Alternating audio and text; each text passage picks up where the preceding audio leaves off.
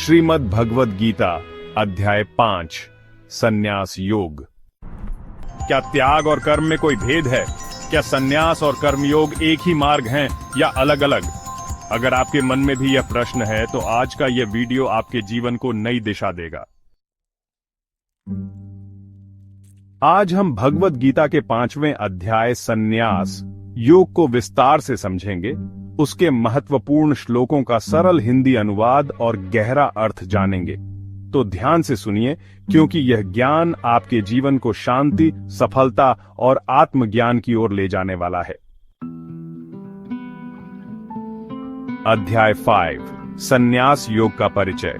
भगवान श्री कृष्ण इस अध्याय में अर्जुन को संन्यास, त्याग और कर्म योग, कर्म में स्थित होकर मोक्ष प्राप्त करना के बीच अंतर समझाते हैं। यह अध्याय हमें बताता है कि सच्चा संन्यास त्याग में नहीं, बल्कि निष्काम कर्म में है। अब हम श्लोकों के माध्यम से गीता के इस गूढ़ ज्ञान को समझेंगे।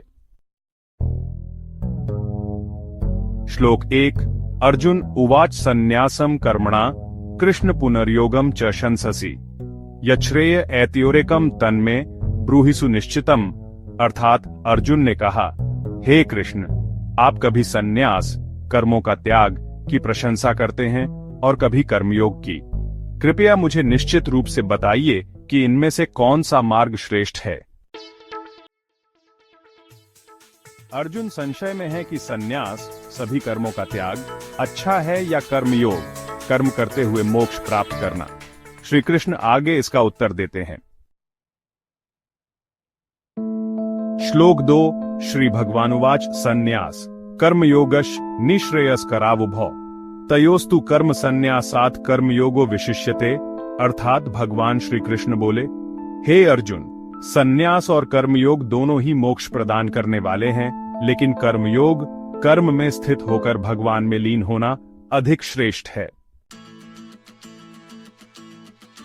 कर्मों को त्याग देना ही मोक्ष का मार्ग नहीं है। सच्चा त्याग यह है कि हम कर्म करते हुए भी उसके फलों की चिंता न करें।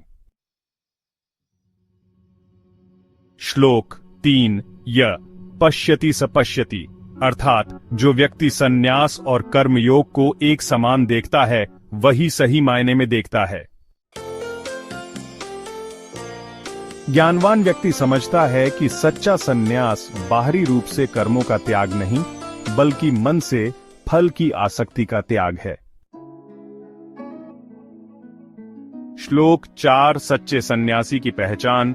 ब्रह्मण्याधाय कर्माणि संगम त्यक्त्वा करोति य लिप्यते न स पापेन पद्मपत्रमिवाम्भसा। अर्थात जो व्यक्ति कर्म को भगवान को समर्पित कर देता है और आसक्ति को त्याग कर कार्य करता है, वह कमल के पत्ते की तरह संसार में रहते हुए भी लिप्त नहीं होता। कर्म से भागना नहीं, बल्कि उसमें समर्पण और त्याग की भावना लाना ही सच्चा संन्यास है। श्लोक 5 समदर्शिता विद्या विनय संपन्ने ब्राह्मणे गवि हस्तिने शून्यचैव श्वपाके चे पंडिता समदर्शिण 5.18। अर्थात जो ज्ञानी व्यक्ति विद्वान ब्राह्मण, गाय, हाथी, कुत्ते और चांडाल अस्पृश्य को समान दृष्टि से देखता है, वही सच्चा योगी है। भगवान के लिए सभी समान है। सच्चा सन्यासी वही है जो किसी में भेदभाव नहीं करता। श्लोक 6 ये ही संस्पर्शजा भोगा दुखयोनय एवते आद्यंतवंत कौन्तेय तेषु रमते बुद्ध। अर्थात हे अर्जुन, इंद्रियों के सुख अस्थायी और दुखों का कारण होते हैं। बुद्धिमान व्यक्ति उनमें आनंद नहीं ढूंढता। सांसारिक सुख क्षणिक हैं, लेकिन आत्मा में स्थित होकर प्राप्त आनंद स्थायी और शाश्वत है।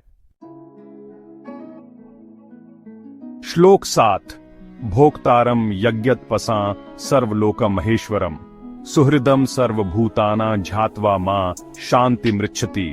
अर्थात जो व्यक्ति मुझे यज्ञ और तप का भोक्ता, संपूर्ण ब्रह्मांड का स्वामी और सभी प्राणियों का सच्चा हितैषी समझता है, वही सच्ची शांति प्राप्त करता है। मोक्ष उन्हीं को मिलता है जो अपने अहंकार को त्याग कर भगवान में पूर्ण विश्वास रखते हैं। निष्कर्ष, इस अध्याय से हमें क्या सीख मिलती है? पहला, संन्यास का सही अर्थ सिर्फ कर्मों का त्याग नहीं, बल्कि अहंकार और फल की आसक्ति का त्याग। दूसरा, कर्मयोग श्रेष्ठ है। निष्काम भाव से कर्म करते हुए भी मोक्ष पाया जा सकता है। तीसरा, समानता की दृष्टि ज्ञानी व्यक्ति सभी को समान देखता है। चौथा, सच्ची शांति भगवान को सबका हितैषी मानकर ही प्राप्त होती है। दोस्तों, अगर आपको यह ज्ञानवर्धक वीडियो पसंद आया तो लाइक, शेयर और कमेंट जरूर करें। आप हमें बताएं कि संन्यास और कर्मयोग में से आपको कौन सा मार्ग सही लगता है। ऐसे ही और भी गीता के अद्भुत रहस्यों को जानने के लिए चैनल वेदांत अमृत को सब्सक्राइब करें और बेल आइकन दबाएं। धन्यवाद। हरिओम।